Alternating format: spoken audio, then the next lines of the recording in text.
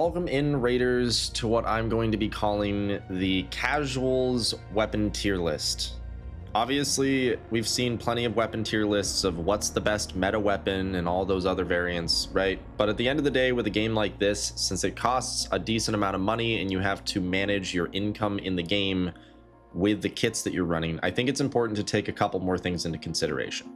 So for my weapon tier list, this is going to be focused more on casual players. I myself am not necessarily a casual player. I play a lot. This is my full-time gig, so I understand that I play more than the average player. So the focus of this is going to be coming up with a weapon tier list and ideas around what's going to be affordable to run consistently and give you quality return on the money put in, especially if you are, saying working a 9-to-5 job or something like that and you only have a couple hours at the end of the day. So with that in mind, let's hop into it. We're going to start with legendaries and work backwards from legendaries down to common weapons. So first off, we've got the Jupiter. I personally really like the Jupiter. It's a great weapon. Don't get me wrong. It's great for arc. It's not great for PvP in my opinion. So it's really primarily, I've noticed with at least the Equalizer and the Jupiter, you get them by killing the Queen, and the best thing they're used for is killing the Queen and the Matriarch. So I'm going to put them kind of like in the middle of B tier. Same thing for the Equalizer. Both these are going to kind of go just right in the middle of B tier for the time being. I think that's probably the best spot for him for the time being. As for the Aphelion, it's more PvP centric. I've been using it against PvE some. It has a fun effect where it has really heavy knockback and sends arc flying, which is really cool. So it's useful for PvE. One of the nice things about it is you can make it so Rocketeers can't aggro on you in the same way, because when they go to shoot, you can just knock them off balance and it will make it to where they can't shoot. So I'm going to put this, because it is, it's overall useful for more than just PvE. I'm going to put this just slightly ahead of the other legendaries. If you're looking for something PvP specific, I do think that both of the Jupiter and the Equalizer are better than the Aphelion, but for overall balance, I think the Aphelion is better for a little bit of everything. It's a bit more of a jack of all trades. Now, moving on to purple weapons, we've got the Bobcat. The Bobcat's fun, don't get me wrong, but same with all of the legendary weapons. All of the purple weapons are just really expensive to run. And at the end of the day, a Stitcher is going to run you nearly as functional of a kit as a Bobcat for a lot less money. So it's kind of one of those things. The Bobcat's great, don't get me wrong. It's definitely better than the Stitcher, but for the amount that it costs, it's kind of eh. So for this list, I'm actually going to put it at like the top of C. And again, we're taking into consideration here, this isn't just quality of weapon. This is quality of weapon crossed with effectiveness in PvE and PvP, crossed with the cost to actually run the weapon. So same thing for the Volcano. The Volcano's great.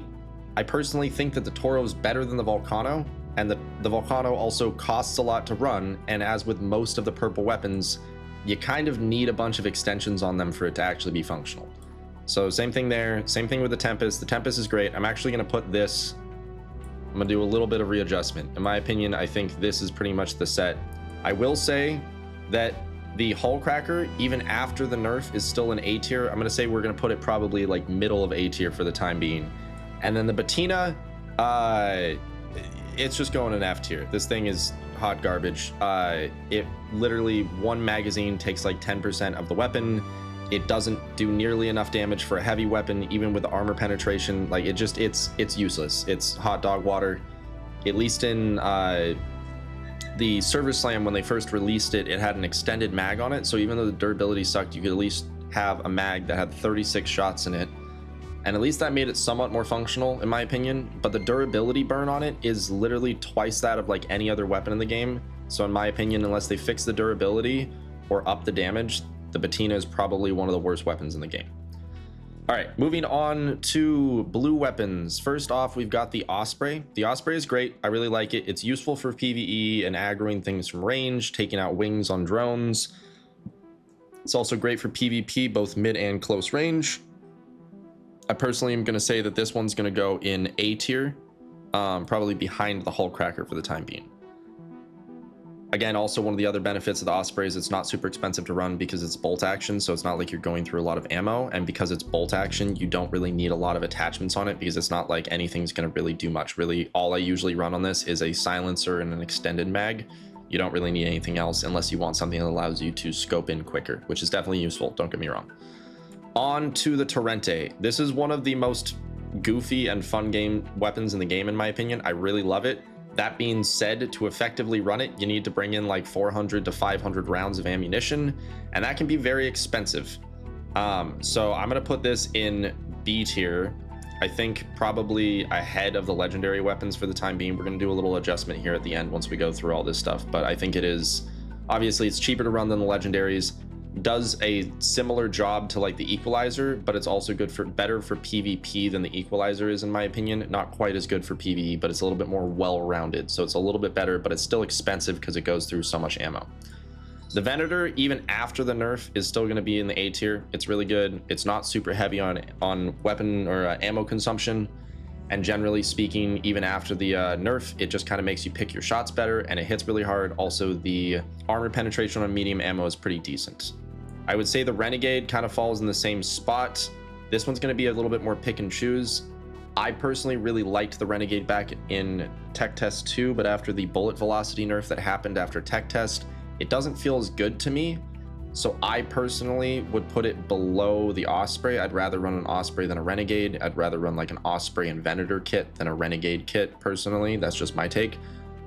You also go through more ammo, and also I feel like this weapon requires more leveling and attachments to be functional. So I'm going to say that this is probably the lowest ranking of this section of blue guns.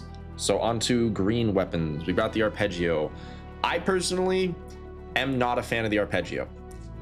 It's not a bad weapon, but let me explain why. In my opinion, the Arpeggio is one of the weapons that is most benefited by leveling up out of almost all of the guns. The Arpeggio, if it is not an Arpeggio 4 that is fully kitted, in my opinion, it kind of feels like trash. That's at least my personal experience with it. I also am not the hugest fan of burst weapons, just to be honest with that one. I'm not really a huge fan of burst weapons. So that definitely takes into account there. The Arpeggio can be good, don't get me wrong, but I think that it needs to be pretty much max leveled and fully kitted to be good. So because of that, even though it's a green weapon, it still costs a lot to run it in an effective state. On to the Toro. The Toro is just absolute S tier. In my opinion, it's cheap to run. You don't really need to level it up that much if you don't want to. With shotguns, you should really kind of just be peeking corners and shoot, then re-peek the corner again, you know? So you can survive with a Toro 1, and it's not that expensive to craft. And the Toro, in my opinion, is better than the Volcano, both because of cost to run and also effectiveness. The amount of times that I've died to somebody in a 50-50 when they're running a Toro and I'm running a Volcano has made me basically not want to run the Volcano, and I just want to run the Toro if I'm running a shotgun. So the Volcano's not bad, don't get me wrong. The Volcano's still good. It's awesome, especially with extended mags and a shotgun silencer. It's a lot of fun. But the Toro, when we take into consideration cost to effectiveness ratio, the Toro is one of the best guns in the game for PvP. Now, this one might be a little bit of a hot take for some people, but I am also going to put the Beretta in S tier because of the fact that it's really good for PvP, in my opinion, especially with a silencer and an extended mag on it. It doesn't require that much to level it up. It doesn't need to be leveled up that much. It's really just reload speed that you get from it. After the nerf to the Venator, in my opinion, the Beretta, at least for me and the way that it feels in combat, the Beretta feels better in PvP than the Venator does. But it is not good for PvE. Light weapons are not good for PvE. So this is definitely the bottom of S tier. Don't get me wrong. But I do still think this is one of the cheapest kits to run. Light ammo is cheap. The Beretta is cheap to craft. You can buy them for pretty cheap. All around, the Beretta is personally one of my favorite weapons. And then we've also got the Anvil. And I think I'm going to probably actually swap these. I think the Anvil wins as S tier, as the top S tier, because of the fact that heavy ammunition does incredible damage against arc. It's heavy armor penetration. It's good on ammo consumption. It's good in PvP. And just all around, it's cheap to run, very effective, and you know what, it's going to get the job done. Again, the Toro is great. I would honestly recommend running a Toro with an Anvil or a Beretta. That's going to be a very solid kit. Using the Toro more for PvP. If you're running Stella Montis, doing like a Beretta Toro kit's going to be great. If you're running any other map, a Toro and Anvil kit is going to do you justice. So now we're on to the gray weapons. I know that this is going to be a little bit of a hot take, and also sorry that these ones are different shape, but I just had to go about it this way. I know people have mixed feelings on the hairpin, and I will say that this requires that you max level the hairpin, but the hairpin at level 4 is actually pretty effective, and the fact that it has an integrated silencer is huge when you're trying to do budget kits. It's not great for PvP, it's not great for PvE, but it's a silent weapon that gets you around the map and does decent damage if you know how to use it. So that's something. Now the Stitcher, I'm personally not a huge fan of SMGs, but I do understand that this weapon, when maxed leveled and actually with some attachments on it, is fantastic. So I'm going to put this at the bottom of A, because again, dirt cheap to run. You can either run a Stitcher that costs like $500, or you can run a Stitcher that costs, I think somebody made like a $29,000 Stitcher or something like that in game. So like you can really kit this thing out if you want. It can go crazy. It's definitely something. The Rattler is, I'm just going to put it in D tier. It's not F tier because it's functional and it's cheap, which is nice, but I hate the thing and I would never waste the resources to upgrade it personally. I just don't like the Rattler. That's my personal take. I am going to put the Kettle also in S tier or in A tier with the Stitcher. I personally really like the Kettle. I know people have mixed feelings about the Kettle, but I personally prefer the Kettle to the Stitcher myself. I do understand that most people are going to like the Stitcher more than the Kettle, so this isn't necessarily, these are like even spaced in my opinion. And then lastly, we have the Pharaoh, which I personally think, based on the way things set up here, and I know that this might seem a little bit weird, but the Pharaoh is one of the best weapons for fighting Arc in a cheap fashion, and especially if you get this up to level 4, it is significantly more effective than you would imagine against fighting Arc, and it's also great in PvP. And so with those things considered, I would say that I think this is pretty much where we're going to sit things for the most part. Let's look through this just a little bit, make last couple adjustments. But generally speaking, these are what we're going to see for S tier. The Anvil is just hands down the cheapest weapon to run that is effective in PvP and PvE. You can also put a silencer on it, which is great. And if you're lucky enough to get the Anvil splitter, oh my lord. As for A tier, the Pharaoh just goes hard. It's fantastic. It's good for all around use. The other common weapons would be higher up, but they're both light ammunition, which means they're not good for dealing with Arc. The Venator is pretty solid all around. The Hullcracker is great even after the nerf. It's a lot more expensive and not nearly as good as it was, but it is still, in my opinion, one of the most effective ways of taking on Arc that's a gun. Osprey is great, good on weapon or ammunition consumption. The Renegade's pretty good, definitely solid, a little bit more ammo consumption, and then your Stitcher and Kettle are going to be cheap, easy to run, no gear fear attached there, and going to be solid, especially if you start leveling them up. As for B tier, we've got Torrente at the front, which I think is pretty solid. The Torrente is really fun, but can be pretty expensive to run when it comes to ammunition. And then the same thing with all of the legendary weapons. They're really fun. They've got their purpose. Most of that purpose is PvE, but they are very expensive to run. So they are very good guns, and they'd be higher up on the list if it weren't for the fact that this list is meant for casual players who might not be bankrolling super well.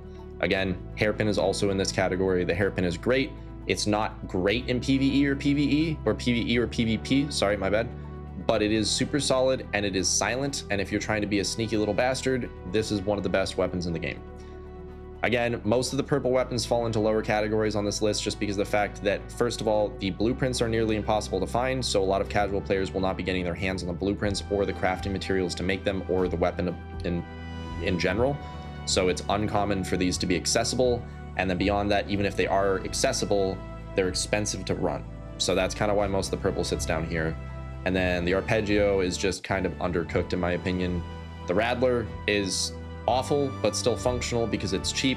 The Bettina is absolute trash because it's not cheap to run, and it also sucks. So with that, let me know what you guys think down in the comments below. I did my best again to kind of go through this and think about some things for the casual player. And before I get out of here, I'm going to show you guys quickly 3 base kits that you can run without the weapons, kind of as the 3 stages of budget kit options. So we're going to quickly run that clip, and then you guys can get out of here. Appreciate you. See you in the next one. So I'm going to show you 3 different base kit options prior to adding weapons that are what I would say are like the 3 tiers of budget kits. So you've got this, which is the ultra budget. Not even a backpack. You're just probably going in for blueprints. You don't plan on looting a lot of stuff, or at least not keeping much of it. So with that, you just need the shield. In case you didn't know, you can run a light shield without a backpack, which is sweet. So you're going to want a couple shield rechargers and also some bandages. That's the basics. Pick a gun, whatever gun you're feeling, go from there. Option number 2, add a green backpack. Same thing. Option number 3 is going up from there, and personally, especially if you're on the budget side, the looting Mark III Survivor is, in my opinion, probably the best backpack for solos. Being able to regenerate and crawl max distances, I'll throw a clip up right now, is pretty goddamn impressive, and definitely worth thinking about. Besides that, blue shields are great. Currently, in their current standing, purple shields are kind of and so I would generally say stick to green and blue shields, kind of depending on what you're willing to run and how much money you have to spare. Generally, I would say I run green shields probably about 70% of the time, blue about 30%, and I never run purple shields. That being said, I'm probably about 60% of the time running a blue or better backpack, even if I'm running a green shield. Even if the backpack allows me to carry a medium shield, sometimes I will still run that with just a light shield, just because you can, you know, and sometimes that makes more sense. So the third option that you can kind of go for is going to end up looking a little bit more like this.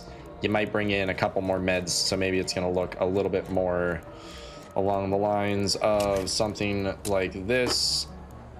Maybe you're going to bring in a stack of some herbal bandages as well if you're bringing in something better like this. And then obviously you're adding guns to this, but kind of, again, meds and accoutrement in accompaniment with what you're bringing in based on your base kit and your weapon kind of goes from there.